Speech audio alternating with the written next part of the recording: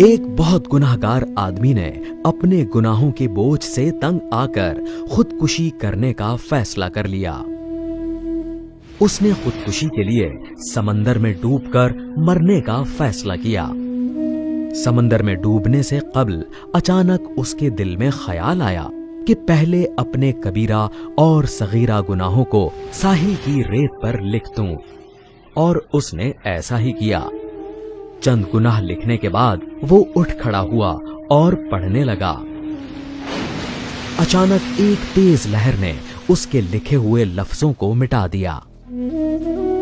سمندر کی لہر جاتے جاتے اس آدمی کے گناہوں کو مٹا گئی۔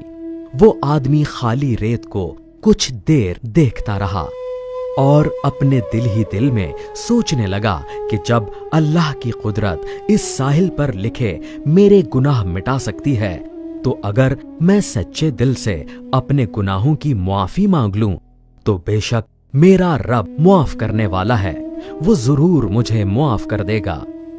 یہ سوچ کر اس آدمی نے خودکشی کا ارادہ ترک کیا اور اپنے گناہوں کی اللہ تعالی سے سچے دل سے معافی مانگی اور عہد کیا کہ اپنی آئندہ زندگی نیک اور صالح انسان بن کر گزارے گا۔